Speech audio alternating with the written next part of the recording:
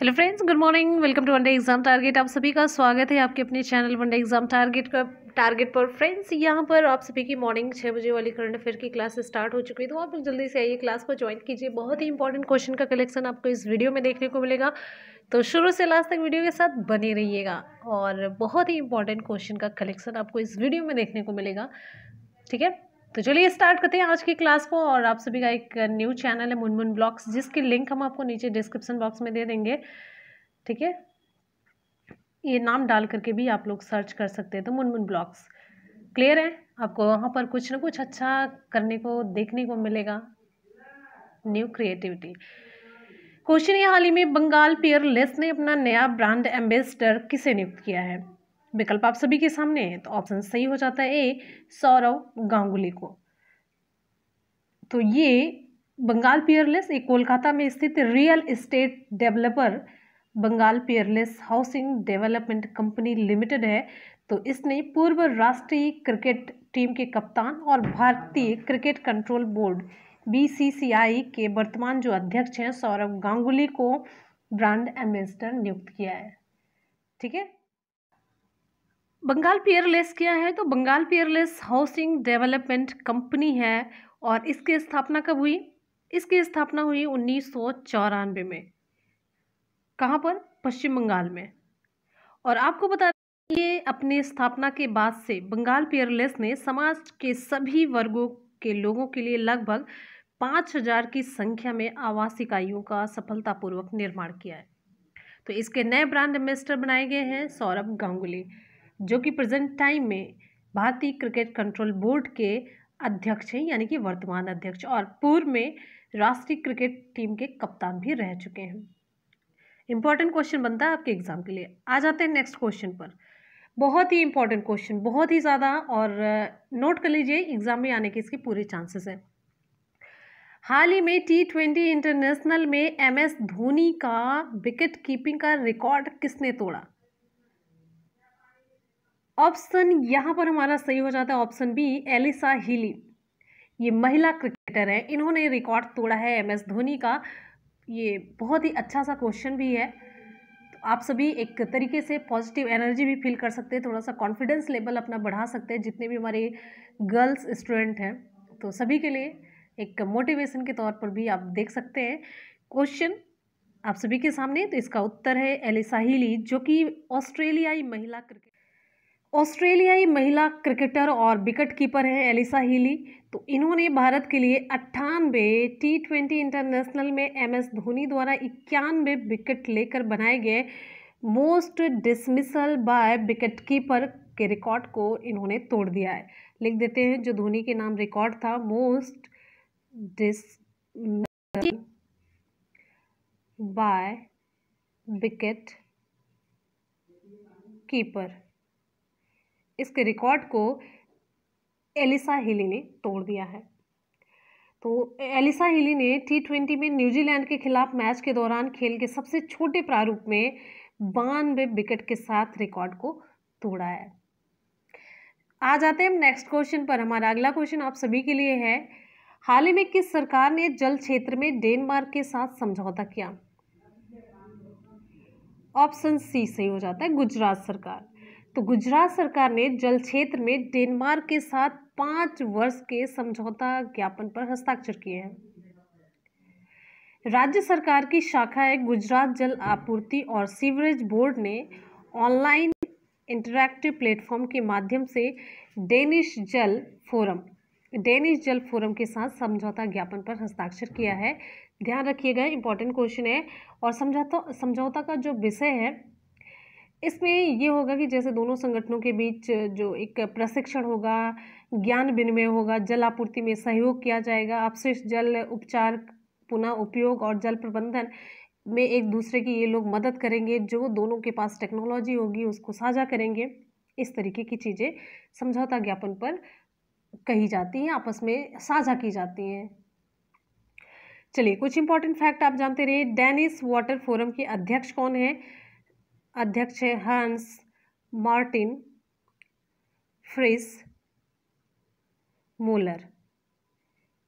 और Danish water forum का मुख्यालय कहाँ पर है? डेनिश वाटर फोरम का मुख्यालय डेनमार्क के होर्सोलम में है। ठीक। अच्छा, गुजरात की बात करते हैं तो गुजरात के मुख्यमंत्री कौन है? विजय रूपाणी है। और गुजरात के राज्यपाल कौन है? आचार्य देवव्रत है। क्लियर। क्वेश्चन है, हाल ही में किस बैंक ने बीएसई के साथ छोटी कंपनियों को सशक्त बनाने के लिए साझेदारी की है? ऑप्शन यहाँ पर हमारा ए सही हो जाता है, यस बैंक ने। ऑप्शन ए सही होता है।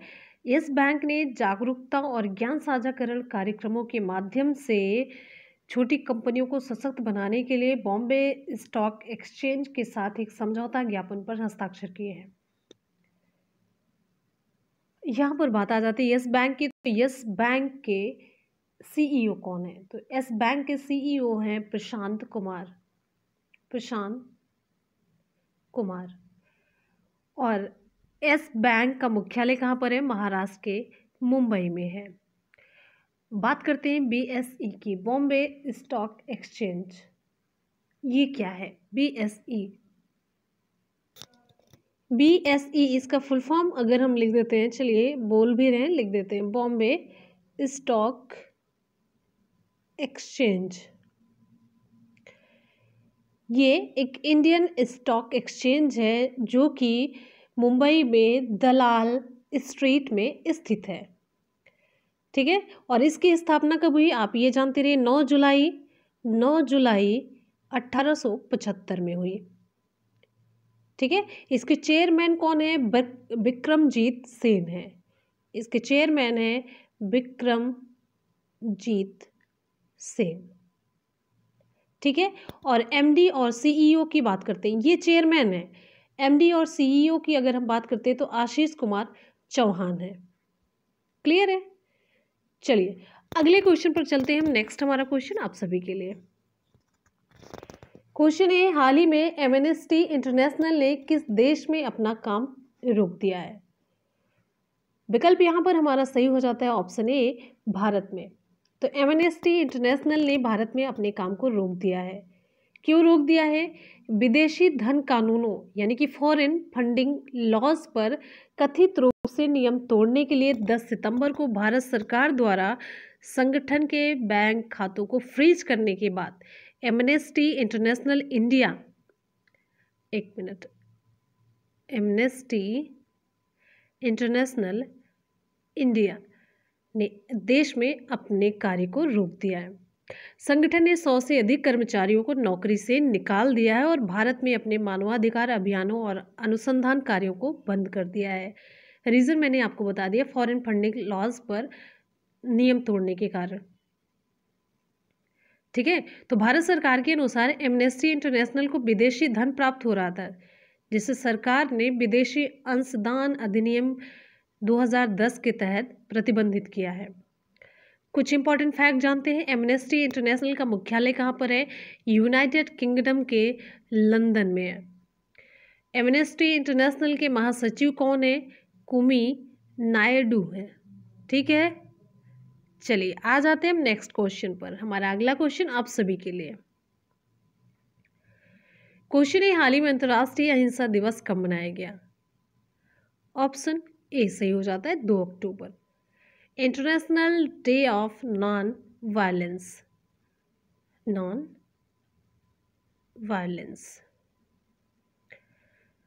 अहिंसा दिवस, ऑप्शन आपका ए सही हो जाता है। तो अंतर्राष्ट्रीय अहिंसा दिवस भारतीय स्वतंत्रता आंदोलन के नेता और अहिंसा के दर्शन और रणनीति के अग्रणी महात्मा गांधी के जन्म दिवस के अवसर पर 2 अक्टूबर को मनाया जाता है।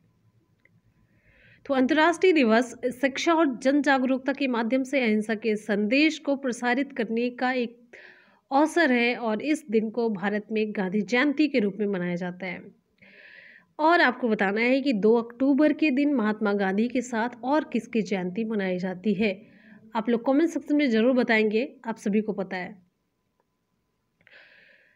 चलिए इसकी थोड़ी सी अगर हम हिस्ट्री की बात करते हैं तो 15 जून 2007 को संयुक्त राष्ट्र महासभा ने 2 अक्टूबर को अंतर्राष्ट्रीय अहिंसा दिवस के रूप में स्थापित करने के लिए स्वीकार किया।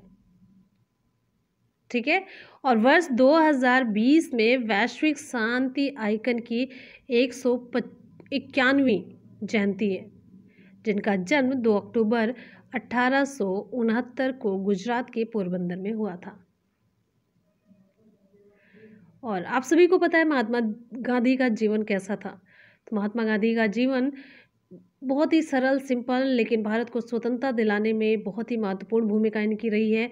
नागरिक अधिकारों और सामाजिक परिवर्तन के लिए भी ये जाने जाते हैं और अहिंसक आंदोलनों के लिए भी ये प्रेरणा रहे हैं।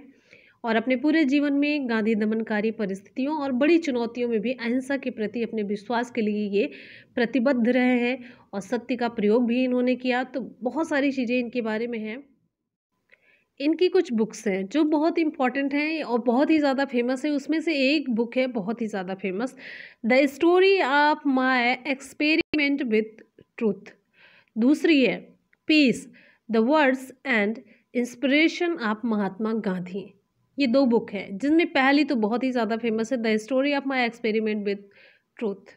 चलते हैं नेक्स्ट क्वेश्चन पर। हमारा अगला क्वेश्चन आप सभी के लिए है, हाल ही में किस सरकार ने पोर्टल कृतज्ञता का शुभारंभ किया? कृतज्ञता पोर्टल शुरू किया गया तो किस सरकार के द्वारा शुरू किया गया, आपको ये बताना है। विकल्प यहाँ पर हमारा सही हो जाता है, ऑप्शन बी सही होता है, असम सरकार के द्वारा। तो यहाँ पर आपको बताएं असम के जो मुख्यमंत्री हैं, असम के मुख्यमंत्री का क्या नाम है? चलिए जल्दी से बताइए आप लोग कमेंट सेक्शन में। तो असम के मुख्यमंत्री ने ऑनलाइन पेंशन सबमिशन के लिए, यानी कि ऑनलाइन पेंशन जमा करने के लिए और ट्रैकिंग सिस्टम कृतज्ञता का शुभारंभ किया है। एक पोर्टल है ये, आप कह सकते हैं कि ऑनलाइन पेंशन सबमिशन और ट्रैकिंग सिस्टम के लिए, कि आप मतलब ये जान सकें कि पहुंचा कि नहीं, क्या है, कैसे है, उसके बारे में जानकारी के लिए एक कृतज्ञता नामक एक पोर्टल लॉन्च किया है।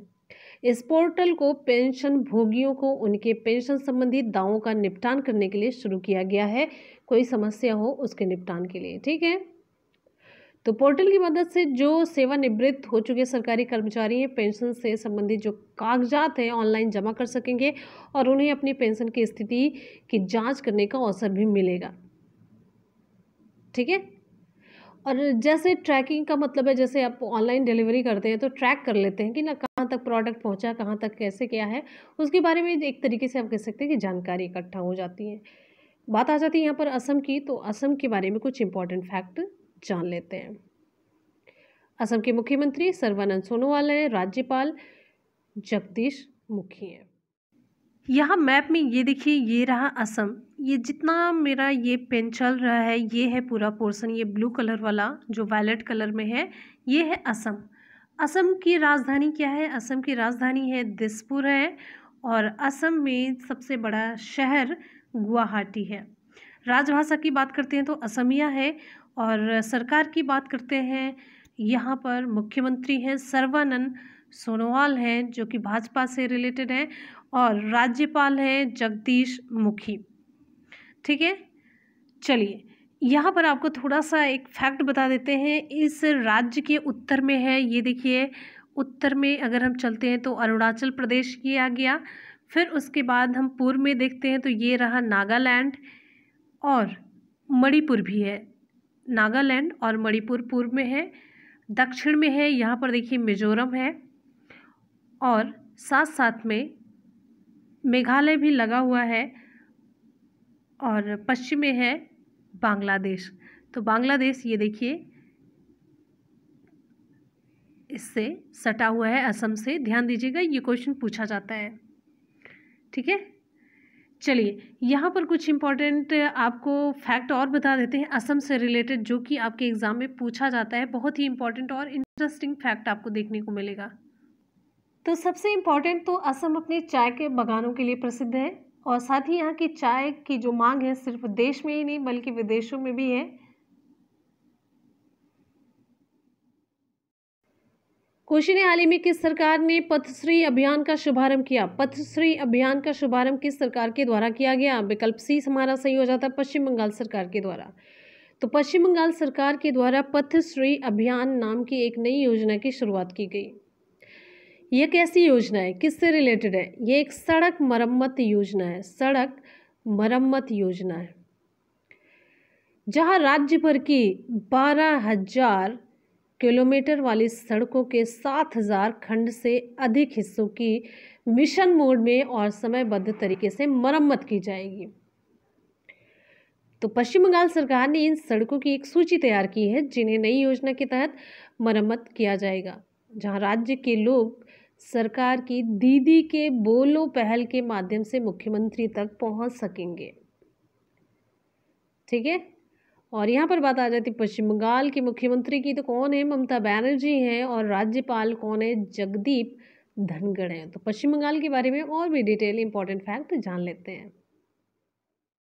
जब भी हमें करंट में कोई स्टेट आ रहा है तो उसे हम डिटेल में देखते चलते हैं। साथ साथ में जैसा कि मैंने कहा था, करंट के साथ आपका जीएस भी बहुत ही इंटरेस्टिंग वे में हम कवर करवाएंगे, तो आप लोग यहाँ पर देखिए ध्यान से। बात आ जाती है यहाँ पे पश्चिम बंगाल की, वेस्ट बंगाल, तो इसे हम मैप में देखेंगे। ये भारत का इधर का देखिए पूर्वी एरिया है। आपको मैप क्लियर दिख जाए इसलिए मैंने यहाँ पे मैप कट करके दिखाया है, जूम करके। ठीक है, अब यहाँ पे देखिए ये रहा आपका वेस्ट बंगाल। यहाँ से इस तरीके से जाते जाते ये देखिए यहाँ तक ये पूरा पश्चिम बंगाल फैला हुआ है। ठीक है, ये पूरा दिख रहा है पश्चिम बंगाल, इधर है बंगाल की खाड़ी, बे ऑफ बंगाल। अब यहाँ पे आप देखिए, सबसे पहले हम ये देखेंगे वेस्ट बंगाल। वेस्ट बंगाल की राजधानी है कोलकाता। यहाँ पर हम ये देखेंगे वेस्ट बंगाल किन किन राज्यों के साथ सीमा बना रहा है और किन किन देशों के साथ, मतलब इंटरनेशनल बॉर्डर कितने टच करते हैं इससे और इंडियन स्टेट्स कितने टच करते हैं। तो यहाँ पर देखिए सबसे पहले हम स्टेट की बात करेंगे, कितने राज्य इसके साथ सीमा बना रहे हैं। तो पहला राज्य यहाँ पे देखिए उड़ीसा, जिसकी राजधानी क्या है? भुवनेश्वर। दूसरी है झारखंड, स्टेट आप जोड़ते चलिएगा। दूसरी है झारखंड, तीसरी है बिहार। झारखंड की राजधानी रांची, बिहार की राजधानी पटना, साथ साथ में राजधानी भी आप जानते चलेंगे। अब फिर यहाँ पर आप देखेंगे ये रहा सिक्किम, इतना पोर्शन, ये देखिए सिक्किम है, ये टच कर रहा है ये पश्चिम बंगाल से। ठीक है, 1 2 3 4 एक स्टेट यहाँ पर आपको और देखने को मिलेगा, ये रहा असम। ये वाला भाग यहाँ पे देखिए ये टच कर रहा है। तो ये 5 स्टेट हैं जिनसे ये सीमा बनाता है वेस्ट बंगाल। अब यहाँ पे इंटरनेशनल बॉर्डर की हम बात करेंगे।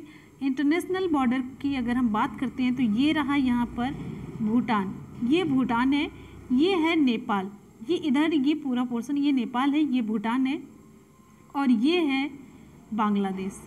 ठीक, तो कितने इंटरनेशनल बॉर्डर हुए? नेपाल, भूटान और बांग्लादेश, 3 देशों की सीमाएं पश्चिम बंगाल को टच करती हैं। क्लियर है? अब यहाँ पर और आगे आपको इम्पॉर्टेंट फैक्ट बहुत ही इंटरेस्टिंग बताते हैं। वेस्ट बंगाल की राजधानी क्या है? कोलकाता। वेस्ट बंगाल की राजधानी कोलकाता है, और यहाँ के गवर्नर कौन है? राज्यपाल जगदीप धनखड़। क्या नाम है? जगदीप धनखड़। और यहाँ के चीफ मिनिस्टर, मुख्यमंत्री कौन है? ममता बनर्जी। आप सभी जान रहे हैं। लोकसभा में सीटों की संख्या 42 है, राज्यसभा में सीटों की संख्या 16 है। और यहाँ पर कुछ इंपॉर्टेंट फैक्ट इससे रिलेटेड जानते हैं। ये देखिए यहाँ का लोक नृत्य काठी फेमस है। नदियों की अगर हम बात करें तो यहाँ पे गंगा, हुगली, दामोदर, भागीरथी, मयूराक्षी, ये नदियाँ हैं। मयूराक्षी पूछा जाता है। जनजातियों में भूमिजय, संथाल, लेपचा, संतल, मुनस और भूटिया हैं। यहाँ का जो महत्वपूर्ण त्यौहार है दुर्गा पूजा है, और मेला आपके एग्जाम में पूछा जाता है गंगा सागर मेला, ये पश्चिम बंगाल का है। भोजन में मच्छी चावल इसका मुख्य भोजन है, और मिठाई रसगुल्ला, जिसे बंगाली में प्रोनाउंसिएट करते हैं। और यहाँ साथ ही और बहुत इंपॉर्टेंट और इंटरेस्टिंग फैक्ट जानिए। पश्चिम बंगाल, ये वेस्ट बंगाल भारतीय राज्य में 13वां सबसे बड़ा राज्य है। किस नंबर का? 13वें नंबर का। और पश्चिम बंगाल में गंगा डेल्टा, रार क्षेत्र और तटीय सुंदरबन शामिल है। और राज्य की यानी कि वेस्ट बंगाल की सबसे ऊंची चोटी कौन सी है? संदाकफू। क्या नाम है? संदाकफू। ठीक है, संदाकफू, इंग्लिश में भी आप देख सकते हैं। और जैसा कि मैंने बताया नदियों में दामोदर, तो दामोदर गंगा की सहायक नदी है, जिसे हम सारो ऑफ बंगाल भी कहते हैं, बंगाल का शोक, सारो ऑफ बंगाल।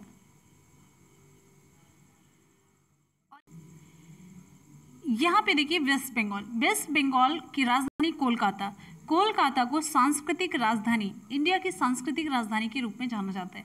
जैसे इंडिया की राजधानी है न्यू दिल्ली, लेकिन मुंबई को देश की औद्योगिक राजधानी कहा जाता है, उसी तरीके से कोलकाता को देश की सांस्कृतिक राजधानी कहा जाता है। और वेस्ट बंगाल की मुख्य नदी जो है वो है गंगा। गंगा वेस्ट बंगाल की मुख्य नदी है जो 2 धाराओं में बढ़ जाती है। एक धारा बांग्लादेश में चली जाती है, कौन सी धारा होती है? पद्मा। गंगा से ही 2 धाराएं बढ़ती हैं। पद्मा नदी जो है किसमें, यहाँ पे बांग्लादेश में प्रवेश कर जाती है। दूसरी वेस्ट बंगाल में भागीरथी नदी और हुगली नदी के रूप में बढ़ जाती है, दोनों धाराएं। बहुत ही इंपॉर्टेंट है, नेशनल पार्क जान लेते हैं। कौन कौन से नेशनल पार्क है जो आपके एग्जाम में है, तो बहुत जो आपके एग्जाम में मेनली पूछे जाते हैं। Buxa national park, Buxa national park West Bengal में है। सुंदरवन नेशनल पार्क वेस्ट बंगाल में। जल्दापारा नेशनल पार्क वेस्ट बंगाल में। ये सभी वेस्ट बंगाल जितने मैंने बताए आपको तीनों, ये एग्जाम में बहुत पूछे जाते हैं। आप लोग ध्यान रखिएगा, भूलना कुछ भी नहीं है। चावल के उत्पादन में वेस्ट बंगाल पहले स्थान पर है, दूसरे स्थान पर उत्तर प्रदेश और तीसरे स्थान पर है पंजाब। और हाल ही में भारतीय रेलवे ने पश्चिम बंगाल में किस स्टेशन पर, आसनसोल रेलवे स्टेशन पर देश का पहला रेल रेस्टोरेंट शुरू किया, जिसका देश का पहला अंडर वाटर मेट्रो कोलकाता में शुरू किया जाएगा। भारत की पहली अंडर वाटर ट्रेन इसी हुगली नदी के नीचे से स्टार्ट होगी। और यहाँ पर ये भी जानते चलिए, कोलकाता में ही सबसे पहले मेट्रो सेवा भी शुरू हुई। मेट्रो सेवा भी यही कोलकाता में शुरू हुई और अंडर वाटर मेट्रो सेवा भी यहीं पर शुरू होगी। क्वेश्चन है, हाल ही में नाबार्ड ने वास कार्यक्रम के लिए कितनी पुनर्वित्त सुविधा की घोषणा की? NABARD, national bank for agriculture and rural development. तो विकल्प यहाँ पर हमारा सही हो जाता है ऑप्शन ए, 800 करोड़ रुपए। तो national bank for agriculture and rural development ने वित्त वर्ष 2021 के लिए 800 करोड़ रुपए की विशेष पुनर्वित्त सुविधा की घोषणा की है। इस कोष के साथ नाबार्ड भारत सरकार के जल स्वच्छता और हाइजीन वास कार्यक्रम का समर्थन करेगा। मैंने वास कार्यक्रम के बारे में आपको 1-2 दिन पहले की वीडियो में बताया है। यहाँ पर एक इम्पॉर्टेंट फैक्ट है, कृषि और ग्रामीण विकास के लिए जो नेशनल बैंक के अध्यक्ष हैं, ये कौन है? चलिए, ये भी मैंने आपको बताया, तो कमेंट सेक्शन में आप ही बता दीजिएगा फटाफट से। 1-2 दिन पहले की क्लास में बताया है। चेक करने का काम मेरा भी है कि चेक करते हैं कि आप लोग ध्यान से पढ़ते हैं कि नहीं पढ़ते हैं।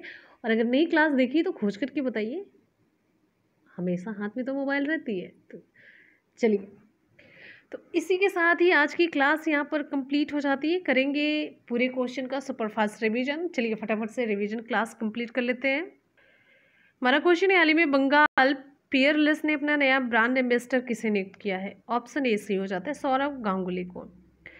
क्वेश्चन है, हाल ही में T20 इंटरनेशनल में MS धोनी का विकेट कीपिंग का रिकॉर्ड किसने तोड़ा है? तो ऑप्शन बी सही हो जाता है, एलिसा हीली ने। नेक्स्ट है, हाल ही में किस सरकार ने जल क्षेत्र में डेनमार्क के साथ समझौता किया? ऑप्शन सी सही हो जाता है, गुजरात सरकार ने। ऑप्शन सी हमारा सही होता है, गुजरात सरकार ने समझौता किया। नेक्स्ट क्वेश्चन पर चलेंगे। हमारा अगला क्वेश्चन है, हाल ही में किस बैंक ने बॉम्बे स्टॉक एक्सचेंज के साथ छोटी कंपनियों को सशक्त बनाने के लिए साझेदारी की? ऑप्शन ए, यस बैंक ने। नेक्स्ट है, हाल ही में एमनेस्टी इंटरनेशनल ने किस देश में अपना काम रोका? ऑप्शन ए, भारत में। नेक्स्ट है, हाल ही में अंतर्राष्ट्रीय अहिंसा दिवस कब मनाया गया? ऑप्शन ए, 2 अक्टूबर को। हमारा अगला क्वेश्चन है, हाल ही में किस सरकार ने पोर्टल कृतज्ञता का शुभारंभ किया? ऑप्शन यहाँ पर हमारा बी सही हो जाता है, असम सरकार ने। नेक्स्ट है, हाल ही में किस सरकार ने पथश्री अभियान का शुभारंभ किया? ऑप्शन सी, पश्चिम बंगाल सरकार ने। अगला है, हाल ही में नाबार्ड ने वाश कार्यक्रम के लिए कितनी पुनर्वित्त सुविधा की घोषणा की? तो विकल्प यहाँ पर हमारा ए सही हो जाता है, 800 करोड़। तो फ्रेंड्स, यहाँ पर आज के करंट अफेयर के क्वेश्चन कंप्लीट होते हैं, साथ साथ में सुपरफास्ट रिवीजन भी हम लोगों ने कर लिया। अब चलते हैं कल के क्वेश्चन के सुपरफास्ट रिवीजन की तरफ। क्वेश्चन है, हाल ही में वृद्ध व्यक्तियों का अंतर्राष्ट्रीय दिवस कब मनाया गया? विकल्प यहाँ पर हमारा सही हो जाता है, option A 1 October. Next question है, और इस साल की थीम क्या थी? Pandemics do they change how we address age and ageing. अगला क्वेश्चन है, हाल ही में शांति स्वरूप भटनागर पुरस्कार 2020 की घोषणा किसने की? ऑप्शन सही हो जाता है, डॉक्टर हर्षवर्धन ने। नेक्स्ट क्वेश्चन हमारा है, हाल ही में सुपरसोनिक क्रूज मिसाइल ब्रह्मोस का सफल परीक्षण कहाँ से किया गया? ऑप्शन ए सही हो जाता है, ओडिशा से। नेक्स्ट क्वेश्चन, हाल ही में स्टेटमेंट ऑफ इंटेंट पर किसने हस्ताक्षर किए? ऑप्शन सी सही हो जाता है, नीति आयोग और नीदरलैंड दूतावास दोनों ने मिलकर। क्वेश्चन है, हाल ही में भारतीय खेल प्राधिकरण का नया लोगो किसने लॉन्च किया? ऑप्शन सी सही हो जाता है, किरेन रिजिजू ने। नेक्स्ट हमारा क्वेश्चन है, हाल ही में ऑपरेशन मेरी सहेली परियोजना किसने शुरू की? ऑप्शन ए दक्षिण पूर्व रेलवे ने। नेक्स्ट है, हाल ही में श्री थावर चंद गहलोत ने एससी युवाओं के लिए लॉन्च किया? Option B. नेक्स्ट है, हाल ही में किस बैंक ने IBE नोट ग्रीन टेक पहल का शुभारंभ किया?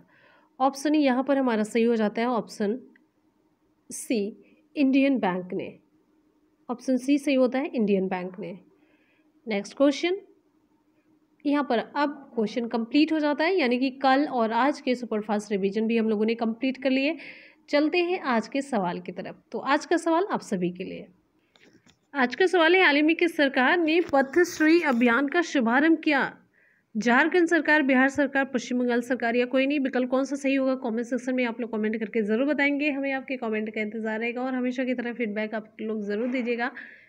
और इसी के साथ ही क्लास को करते हैं कंप्लीट। आप लोग पढ़ते रहिए, मेहनत करते रहिए, सफलता ज़रूर मिलेगी। इसी के साथ ही मिलते हैं फिर नेक्स्ट वीडियो में। तब तक के लिए goodbye and take care. Thank you so much, love you all, bye bye and take care. जय हिंद।